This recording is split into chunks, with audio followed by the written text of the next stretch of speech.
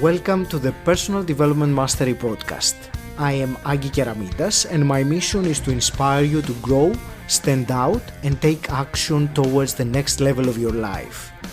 I interview leaders, authors, successful entrepreneurs, spiritual teachers, exceptional people who will inspire you to improve your life. Tune in for 2 episodes each week and make sure you subscribe to get them as soon as they are released. In today's show, I am delighted to speak with Tafazal Mohammed. Taf, you are a certified coach, a mentor and trainer. You have a personal story which is a living example of change, rising, as you say, from the pit into your personal power and going from struggling to thriving. You are passionate about helping your clients improve their well-being, self-confidence and communication skills to awaken the inner man and operate from a place of emotional stability and empowered decision-making. And your mission is to inspire 1 million people globally with your message of believe that you can. Taf, I'm overjoyed to have you on the show today. I'm really honored as well to be here, Agi. Thank you so much for inviting me as well. Taf, I'm going to start with your story, actually, which is, I believe it's very... Any story of transformation is inspiring, I believe, but I think yours is quite relatable to many people going from where you were struggling, and I will let you share the details rather than me, but let's start with this, and I'm going to ask you to paint a picture for us of the person that you were before this transformation started to happen, so that we can understand where you were. Sure, Agi. Yeah, I mean, that's a huge question actually, but I'm really ready for that as well, to share that with other people. And I share that primarily because there was a time when I didn't want to share that story. And that's because I actually used to speak down to myself and about myself as well. It was a difficult period. And I came across somebody once and he said something really, it actually had an impact on me on the way I saw things and the way I saw my own story as well. And he said that, your story could be someone else's survival kit. Your story, if you share it with other men, perhaps they will be able to see some kind of hope that, you've been through something so challenging in your life that now they can see there is a way out because you've now become that quote unquote hero in their life. Mm-hmm.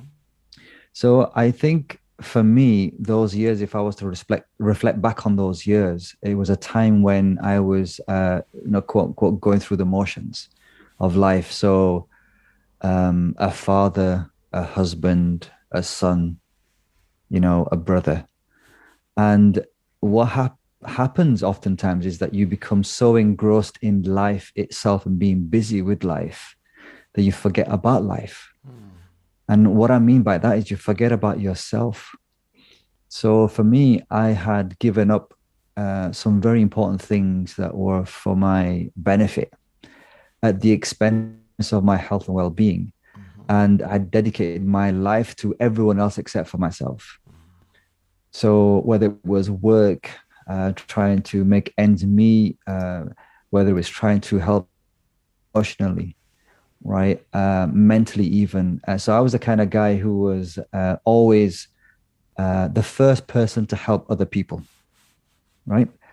But little did people know that, I was like this glorious swan on the lake who was, very stable outwardly, but under the water, my feet were flapping, right? So I had this agitation within me.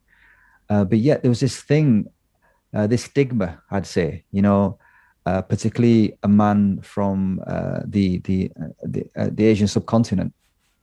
We're not meant to show our emotions as men. Mm-hmm. Okay, we're tough men. We hold it together for everybody else. Mm-hmm. And therefore, we can't show emotions. In fact, I don't remember a time when my immediate family showed me emotions. Mm-hmm. And you know, those things kind of had an impact on me on how I dealt with life as well. So it was a given that, you know, I'd have to go through these things.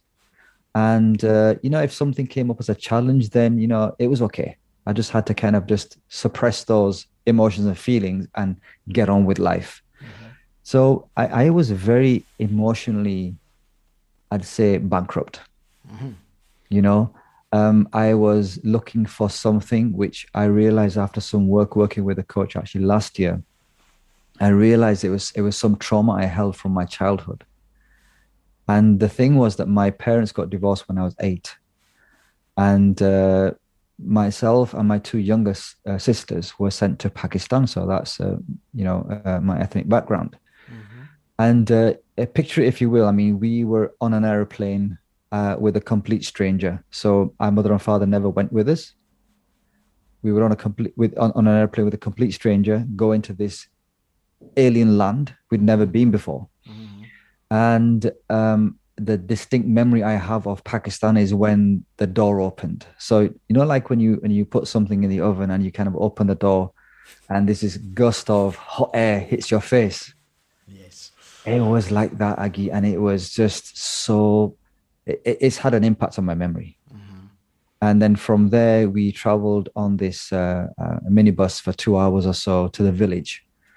And, you know, I've shared this with social workers and foster carers. And I said, for me, that experience was like being put into a foster home without a referral. Yeah.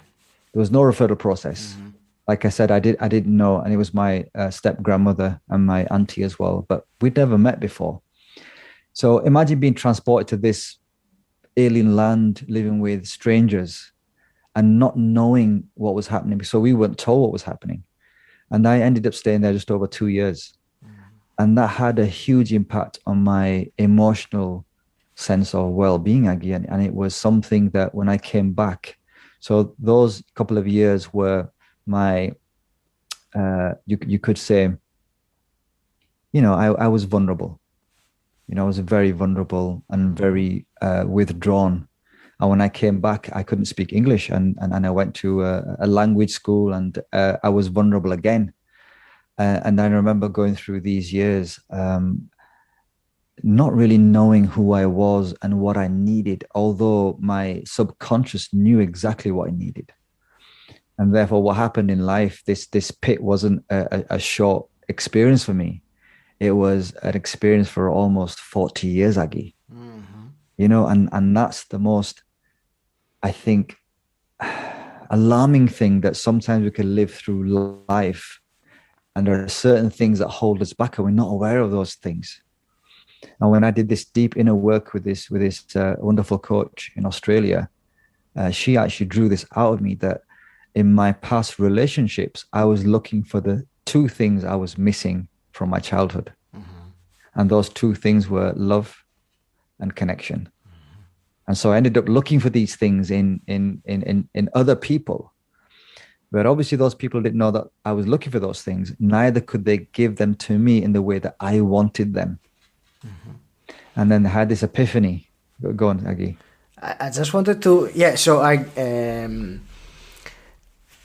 basically I was trying to bring the conversation a bit to that moment or that period, because it's usually a period rather than a moment, of when you've had all these, let's say, emotional baggage being stacking up, keeping everything in. And I said earlier that it is, I believe, very relatable as a story, not specifically, you know, the childhood experiences. Each of us has their own, you know, things that they carry, but being at a stage in one's life where you just go with emotions, you don't express really what's going on, and you just, time goes by, and of course there are other consequences with your health and emotionally and everything else before usually something happens and changes that. I know, because I've been in a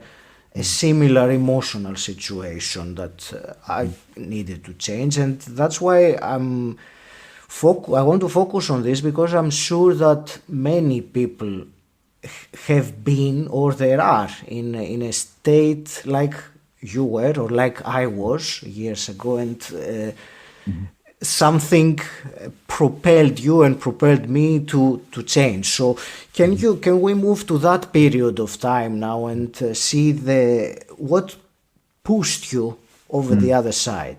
Well, actually, it's really good you say that, and it was an unsuspecting mentor. So it was somebody I didn't suspect would be my mentor. And I remember when I had to leave my home, I slept on my eldest son's sofa for 4 months. You know, I living out of a sports bag. But this mentor, and that was my period of the pit, you know, depression. And I think it was a height of depression. And this mentor would come to me and say these very inspirational things. I'll give you one example. So he introduced me to Les Brown. And Les Brown said, you know, if you defeat the enemy within, the enemy outside can do you no harm. And I'm thinking of these things and thinking, wow, I've never heard those things before. And I realized actually that the solution to the problem is within me. The situation I have right now, I cannot be a victim of my circumstances.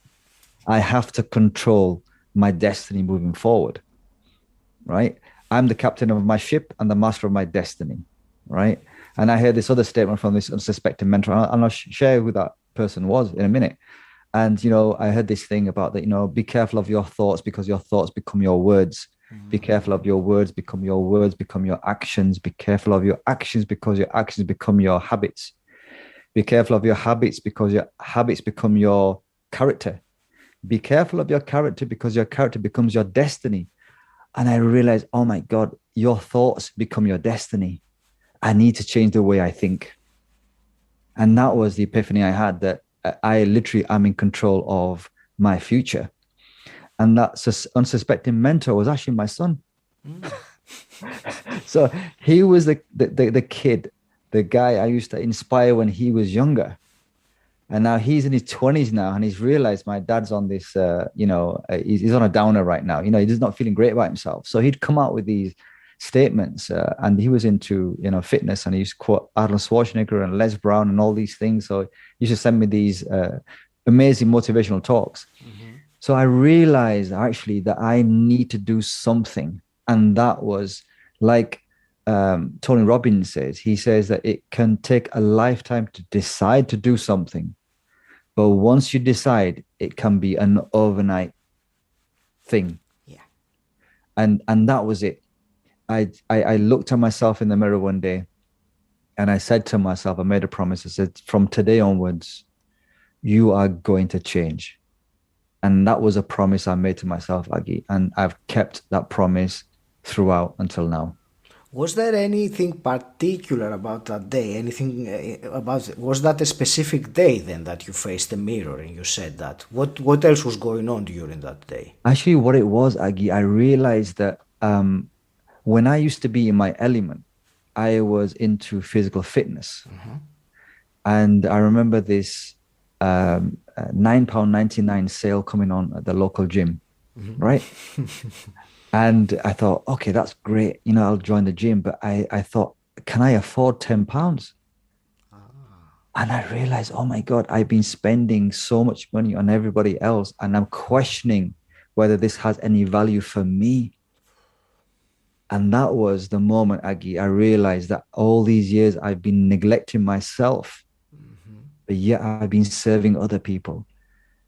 You know, and I heard this statement somewhere afterwards, and the statement was that, you know, the tree that denies itself sunshine and water isn't able to bear fruits for others. And I realized I was that tree that, you know, was denying myself sunshine and water all this time. So I realized I was denying myself, and also I was taking myself away from those very things, or that very thing, physical fitness, you know, going to the gym, that really breathed some life into me. So I always say to people I work with is that, you know, if you don't have your mojo right now, right, think about something you used to enjoy when you was younger, you know, as a teenager maybe, or maybe at university or in your early 20s. What was the thing that really gave you life? Right? Go back to that, right? Just be a free spirit again. And, you know, people end up smiling and they come up with all sorts of things. Yeah, I used to love, you know, socializing with my friends, or, you know, I used to be into cars, or I used to do this and that. And all of a sudden their energy shifts within them. And that's why I always say it's an internal piece of work that we do. It's what I do. I kind of try to help people to tap into their resourcefulness. They have it within them. It just sometimes they need someone else to help them to stir it a little bit, you know, and to bring it back up to the surface again. And, you know, lo and behold, within a very short space of time, they realize there's the missing link. That's awesome. And so apart from the gym that you started afterwards, what else did you change? And specifically, I want to ask you, how did your mindset change? Because there are doubts, there are fears when one embarks on a different trajectory. They will face their doubts, their fears, their inner demons, if you want, and other people who will not be supportive in this journey, possibly.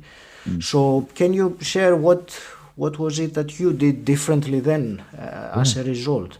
Yeah, I threw away all my clothes that I brought, and I bought a brand new wardrobe for myself. Okay. So I had to put into action something that I believed, and I believed I had to start spending on myself again, whether that was through a physical means or emotional means. And so I remember I'd be in the shops all the time. So I'd be buying this shirt, these trousers, a cardigan, a top, because it wasn't only retail therapy for me. It was actually therapy for me on an emotional and psychological level. That I am going to carve out a new me, and the new identity of Taf is going to be someone like Les Brown said. He said, get dressed every day, even on your days off. So you'd see me on a Sunday dressed up in a 3-piece. And I remember going out one day and someone asked me, says, "Are you going to a wedding?" I says, "No." I says, "I'm just living life." I said, "I have all these clothes in my wardrobe, but why shouldn't I wear them? Why should I wait for a wedding once or twice a year to wear something wonderful?" So I embodied that person I wanted to be. Because I realized actually that if I want to be, and this is a lesson perhaps for the people, if I want to be a person that I envision, I need to start taking those steps to become that person. Right? So one of my highest values is integrity. If I say I'm going to do something, I have to do it. And the greatest integrity, they say, is with yourself. So we all got to ask that question, that am I being very, honest to myself? When I say I'm going to do something, am I interested in doing this thing, or am I committed? Because if you're interested, excuses will come in the way. Say, it's okay, I'll put it off. And you will listen to people who are like the naysayers, right? Don't do that, don't do this. But if you're committed, you'll turn over every single stone. You make every effort to make sure that whatever you feel is best for you, that you'll do it. And I think that's probably the biggest takeaway for me and for other people perhaps, is that, when you decide to do something, make sure you take the steps yourself and have this integrity with yourself first and foremost. It's not about other people. It's about how you are with yourself. Most certainly is tough, and you reminded me when you were saying about the 3-piece suit on a Sunday, and going from not wanting to spend £10 on yourself, from changing your whole wardrobe. There was that phrase that came to mind. I think it was Oscar Wilde who said that you can never be overdressed or overeducated. So it's very interesting. I like that. Yes. I wanted also to ask whether in all this transformation and change, what role, because I think it is important in your story, what role had to do your previous marriage and the painful divorce that you went through? Does it coincide with the same period of time, or was it at completely different times? It was the divorce actually that made me go into a state of depression. And being with somebody for such a long time, I'm not going to, apportion the blame to anyone. I think it happened. And the thing was, it was a very difficult thing for me to experience because I'm, like I said before, I was looking for love and connection. So I overcompensate to make sure I have those things in my life. And when those things are threatened in any way, I'm going to struggle because I'm not going to want to lose those things. I already lost them, when I was younger. So the thing was that was a really pivotal experience for me.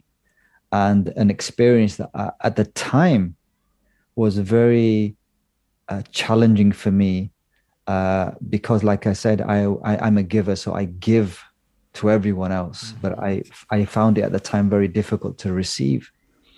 And therefore, when I was sleeping on my son's sofa, there wasn't anyone there for me to speak to. But there was actually one guy who lent me an ear for 10, 15 minutes. And it was the most therapeutic 15 minutes I ever had in my life because I'd been holding these things inside of me. And all of a sudden, there was an outlet to be me, to be a man with another man who wasn't going to judge me for my quote unquote, insecurities or mistakes or vulnerabilities. And I think that was an amazing experience for me. And I believe that that's what's inspired me to do the work that I do right now. And that's why I'm asking about that specifically, because I was reading in your story about the stigma and the shame that you had as being a divorcee Muslim man, which is, I can only imagine what you had to be through, because it has influenced exactly what you are doing now and the focus of your work. So that's why I wanted to bring that element into our conversation as well. Yeah. No, I definitely felt I'd failed. I'd failed myself. I'd failed the marriage. I'd failed my children. I'd failed the community. And I mean, what a heavy weight to kind of bear, that you failed everybody else, right? And therefore, it became very stressful as a period of time for me, that I'd failed everybody, but really I'd failed myself first and foremost. Failed myself because I didn't do the things I should have done. I didn't take care of myself the way I should have taken care of myself, and I mean, mentally, physically, emotionally, spiritually, I should have taken care of myself. So, if I'm good, then everybody else around me will be good. But if I'm weak, then, I'm the weakest link then. And I think that was the most, that was a thing that really was a discovery for me, that all this time I believe that I'd been focusing on the wrong things. Not that those things didn't need focus, but the emphasis on those things were misplaced. Proportionally, it should have been more towards myself. I always give this description of it, the analogy that, when you're on an airplane and they take you through what happens in an emergency. They say that if you have a child, make sure you put the mask on yourself first and then your child. Why? Because if you're good, then you can save your child. But if you put it on your child and you pass out, then that's it. So it was a case that for me, I realized that I had to, and I needed to in the future, put the mask on myself first. Hi, it's Agi here, interrupting you with something you may find useful. The most frustrating feeling is when you're trying to focus, but you can't get your brain to concentrate and zone in on the important work in front of you. This happens to me all the time, especially on the days I feel I have too many different things to do. And if it happens to you, you are not alone. 40% of people say they have to make a big effort to concentrate. This isn't some minor thing, but if you're having trouble getting focused, I have a solution for you. I'm so excited to be partnering with Brain FM. Brain FM is a great app, and I use it to block out my mental chatter and zone in on my number one priority of the day. Brain FM uses functional music, which is backed by science and research, and it is designed to give us that extra edge when we need our undivided attention. But they also have relaxation, meditation, and deep sleep modules that help you unwind and recharge. So if you want to be able to place your full attention exclusively in the activity you choose, whether that's meaningful work or relaxing or getting high quality sleep, right now, Personal Development Mastery Podcast listeners get 20% off Brain FM subscription at brain.fm/Aggie. That's an amazing deal for such a great app. Thousands of people have given 5-star reviews to Brain FM. Find out why. brain.fm/Aggie.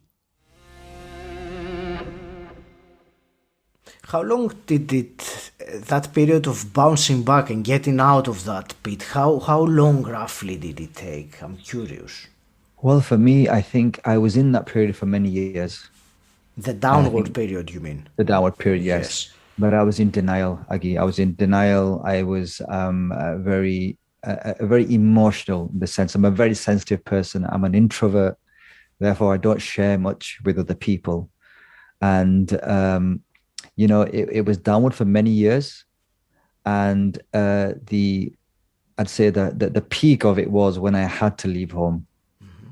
And I left home begrudgingly. I didn't want to leave home. And I had to, and it was a very, it was very emotionally taxing for me. How about the upward trajectory, though? That's what I was asking you. How long did that take? I know that the other one you said it was 40 years. I think you said that, and I know that I can also relate to that. Sure. Because I have been in it took me less than 40 years, but took me much more than I wanted to anyway. So I was asking about the upwards trajectory. Actually, there's a 4 in it. It took me 4 months. Wow. Yeah, it took me 4 months. So I think I did well. Oh, yes. I think I did well. I think I was able to hear the right things from the right people and do the actions that I needed to do to make sure I was self-validating. See, now came a time when I was validating myself. I didn't need anyone else to validate me. And I think that's the difference for me personally, is when you go from being in need, to fulfilling your own needs, because you have that strength now. And I think, I personally think that was a short period of time, relatively speaking.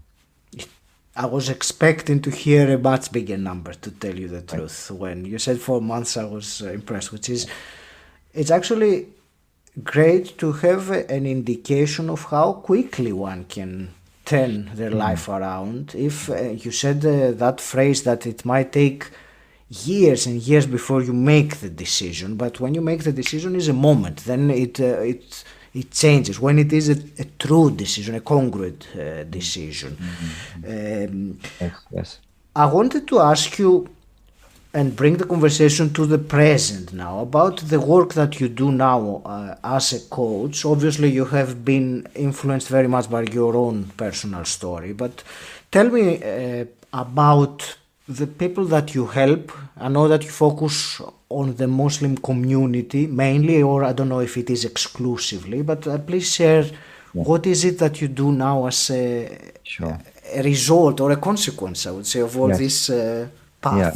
Well, my passion, Aggie, is to help men believe in themselves again. And I say again because I believe that we all believed in ourselves when we were younger or before things happened to us.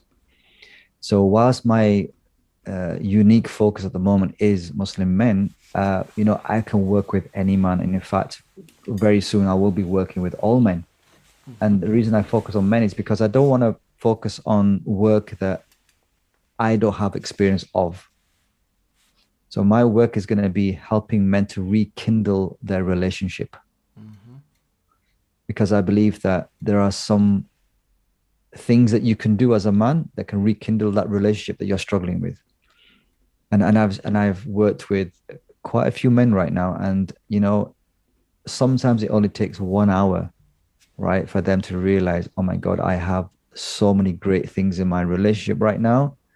And it was the way I framed my relationship was a problem. So it was my own, I was self-sabotaging. Mm-hmm. I basically said everything that I felt was wrong with the relationship, but it was the way I saw the relationship. It wasn't the actual fact of the relationship being, in a desperate situation.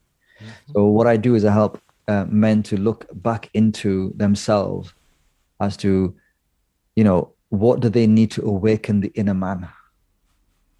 And that's where that comes from, because I believe that my inner man, it was suppressed, right? He had so many things that he needed to do and to express and to feel like himself, but he didn't know who he really was. So through my own work, I realized that I can be who I want to be, right? Without feeling a sense of weakness. So I've always been brought up to think that a quiet person, a placid person, or a simple person is a weak person. But I've never been anything besides that, Agi. But I realized afterwards that actually everything I have, they're my superpower. Yes. These are my strengths. I don't have to be harsh. I don't have to be angry. I don't have to be, loud.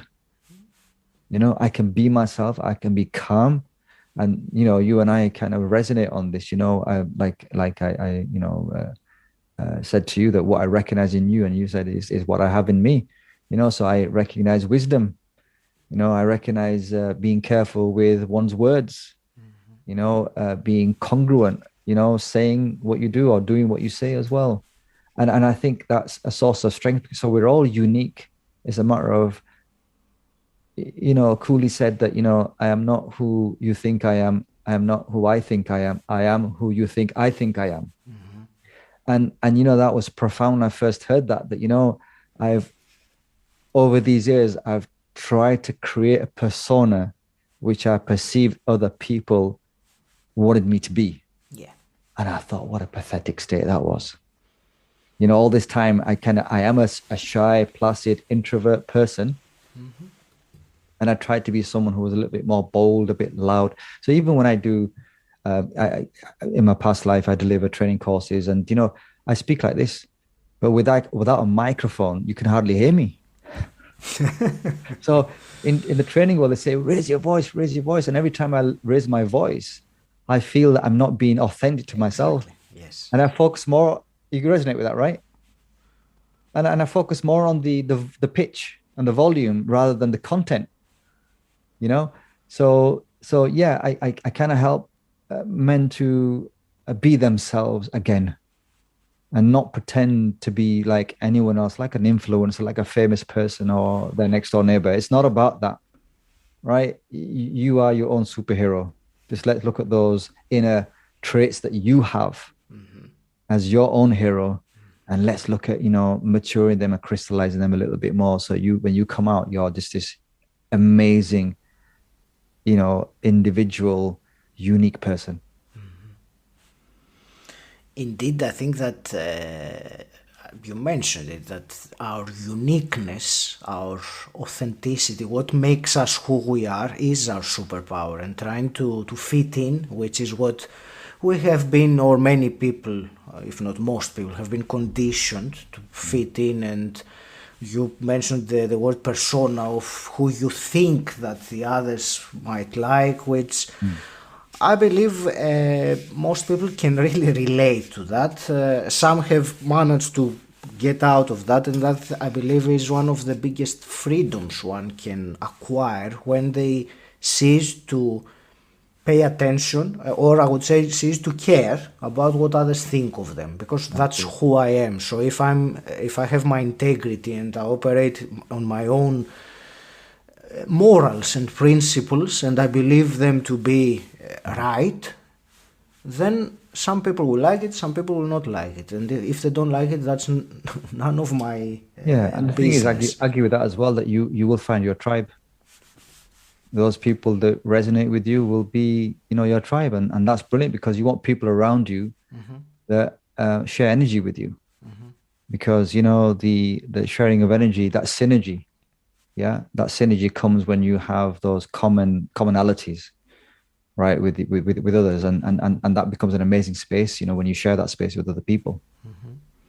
And I will link back to something you said earlier, which I think it's important to mention about. You were saying about the traits that we share in common, and I will share with the listener how that I have met you during 𝗏𝗶𝗀𝗀𝗀's event, Unlock Your Potential. So I think I feel that it's relevant in some way to how we got to know each other through Will, and you mentioned the word tribe, which it kind of blends everything together. So I wanted to give that a special mention. And there is a question that I wanted to ask you from the moment you said it earlier on. So you mentioned with your coaching work that you help men believe in themselves again and to rekindle the relationship. My question is, what is the relationship of the one and the other? Good question. How they are related? A man's belief in themselves and their relationship with their spouse or their partner. Very good question. I actually believe that not unless I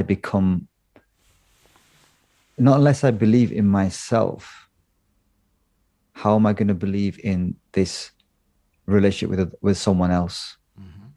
Because what might happen is that I might put myself down. I might come up with this negative self-talk about who I am or who I am not, right? And my inability to do something or my lack of capacity to do something.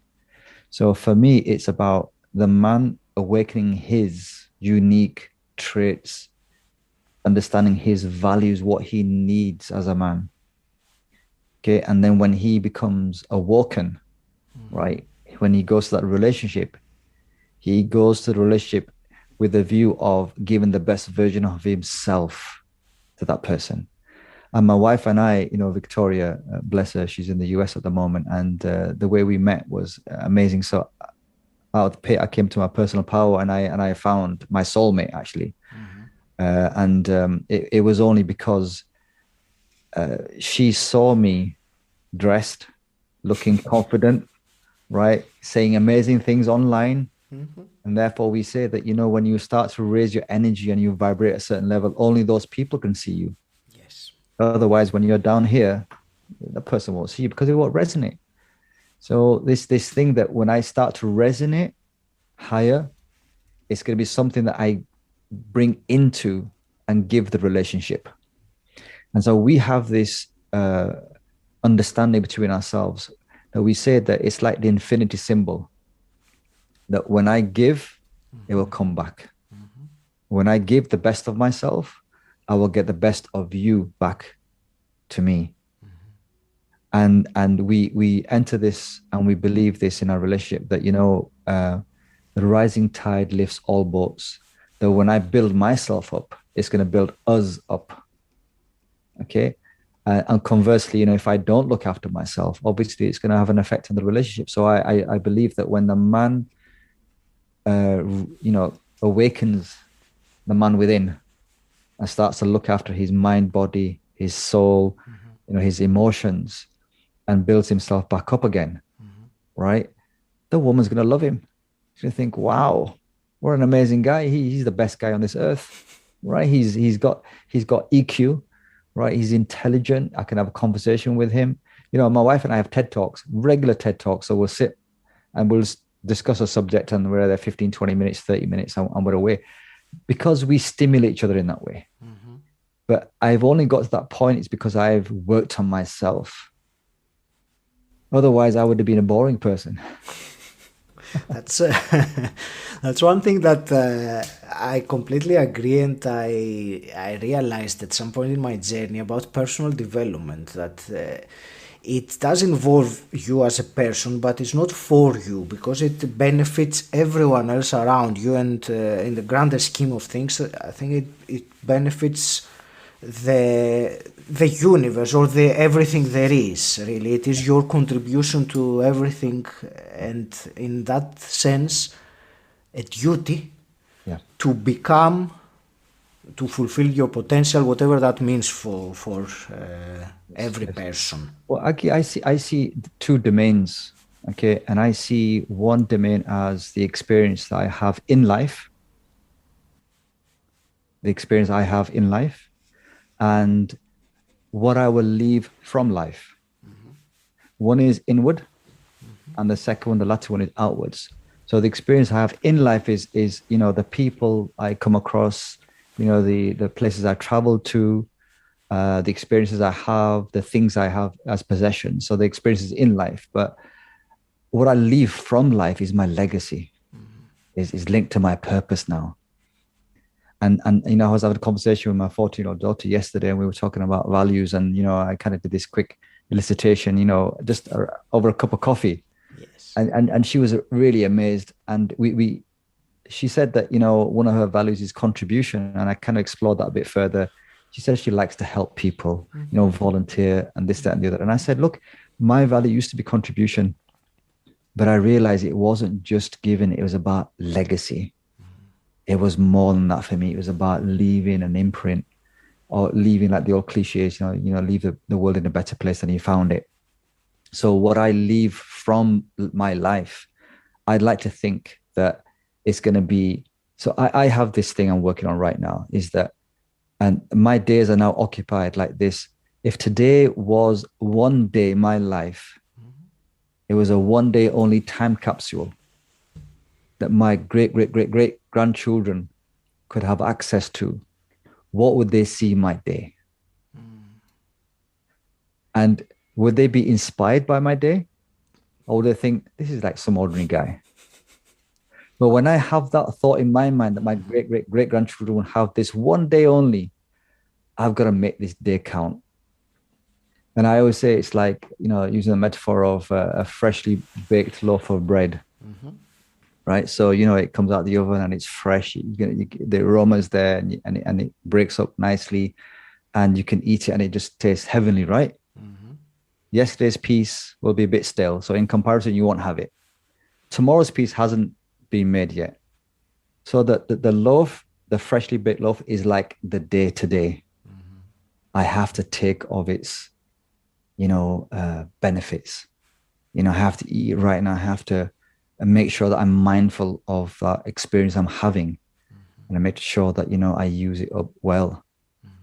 And that for me is like the time capsule. So today's bread, or today's memory that I'm going to hold for my future generations, has to be something really memorable.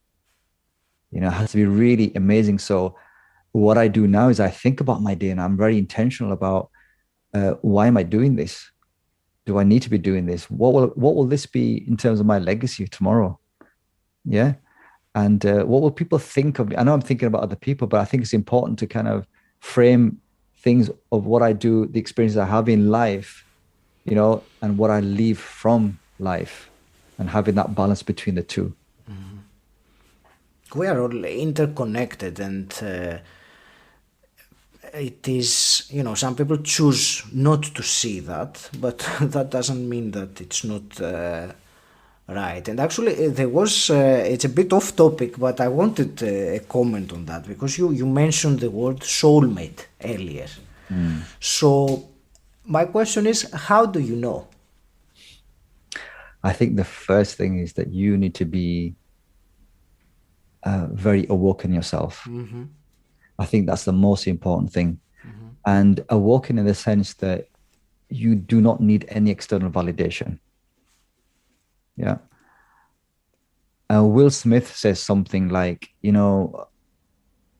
I need to be whole and loving and complete, and so do you. So when we come together, we don't come together to take from. I'm whole, you're whole.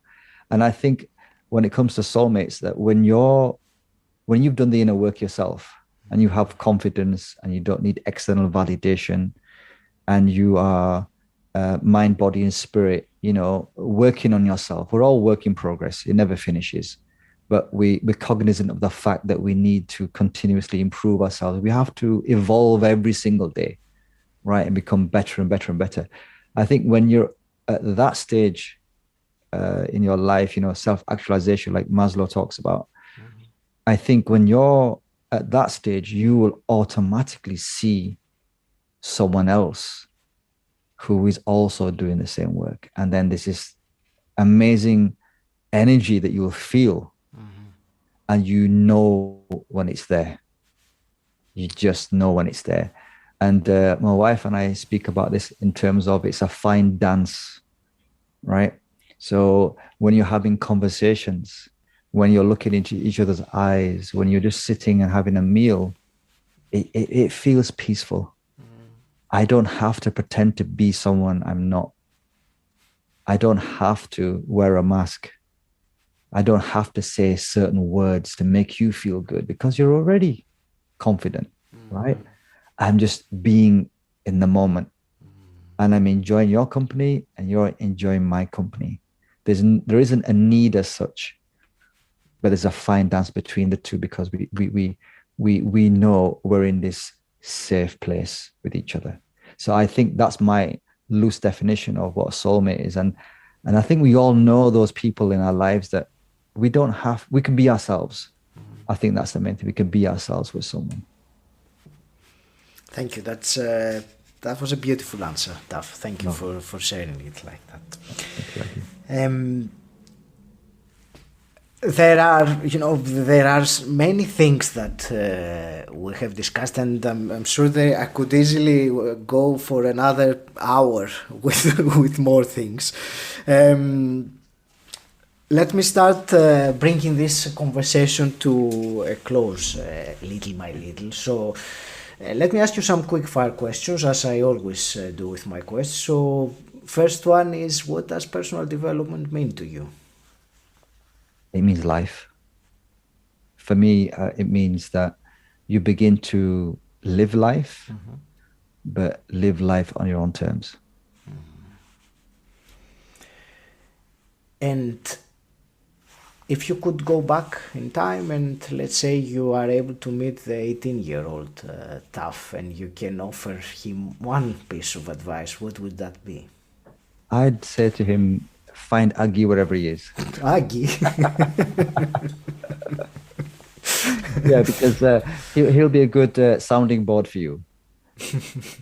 And I think it's really important for people to have someone who is a mirror to them. Because I think that synergy that's created, Stephen Covey talks about, synergy, win-win. It's the synergy really, really helps you to self-identify, but also feel safe with somebody as well. Thank you. And one more hypothetical question then, Taf. If you could wave a magic wand and change something in the world as it is today, what would you change? Oh my God, I would love for people to love themselves, and when I say love, I mean to care for themselves. Because what saddens me, Aggie, and I think probably this is one of my drivers, is that when I go into the supermarket and I see the woman who's been working there for 20 years, and she's trying to earn a living, but yet I can see she's sad. I just wish that those types of people could have happiness in their lives. So my real, the best thing for me would be that everybody would be happy, that there'd be no sadness. Yeah, I think it would be a completely different humanity, wouldn't it? If everyone was, because if everyone was happy, that for me means that everyone is really following their calling, and that brings the internal joy and fulfillment and happiness. So that would be a completely different humanity, and I can hope and wish that somehow, amidst what's going on, we will end up in a better version of the world rather than a much world's dystopic version. I know we talked about lots of different things today. Is there anything that you were hoping we would discuss today and we completely missed?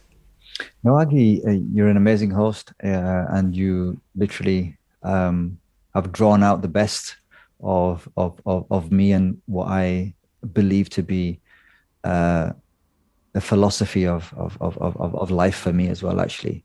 So I have come to that point or that juncture in life where I believe I've got to be in the world to experience something from it, but I've also got to take something and pay it forward as well. So I know you brought that out pretty well, actually. Thank you. So emerging from this conversation, I want to ask you then to speak to the listener. Let's assume just for this part of our conversation that the listener is a man who very much relates to what you said. So what's one actionable item that you can give him, and I'm making it very specific in this situation, what's one actionable item you can give to a man that wants to step away from the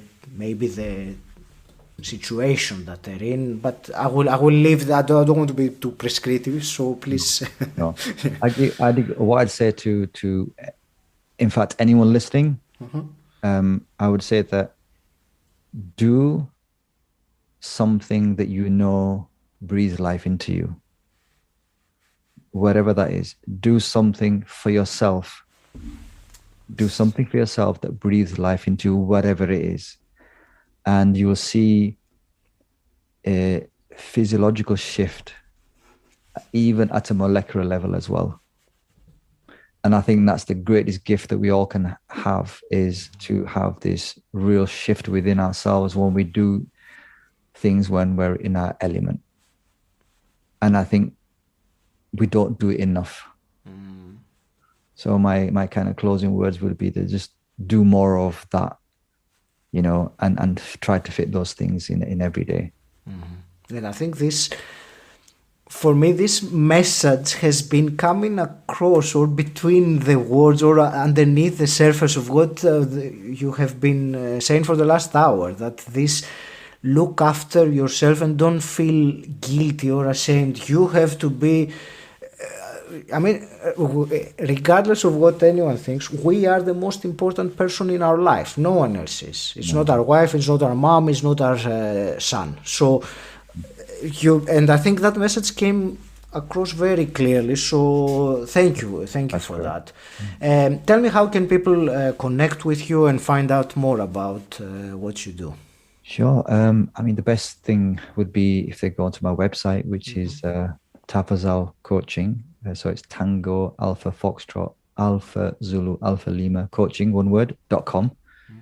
And currently there's a free downloadable workbook as well, on just, you know, identifying specific actions and having SMART goals. So there's plenty of worksheets there. It's free of charge. So they can go there and start planning whatever they want to do. So if it's fitness, they could end up starting to, you know, identifying a very simple step to go in that direction. That's awesome. I will put that in the show notes. Taf, I want to thank you very much for. I was looking forward to this conversation, and it exceeded my expectations. I really enjoyed it. There were so many things that I hope that the listener found valuable. So I want to wish you all the very best with your mission of empowering 1 million people, and I hope it's even more than that. Thank you so much, Aggie. You've been a brilliant host, actually. Thank you very much. Any last parting words apart from that? Thank you. No, thank you very much for having me on here. It's been a pleasure, and I just hope that, you know, it has been of some value to people.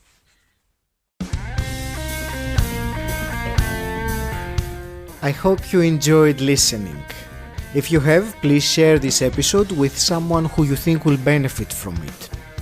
If you want to know more about what I do, visit my website 𝗁𝗁𝗂𝘆𝗀.com. And until next time, stand out, don't fit in,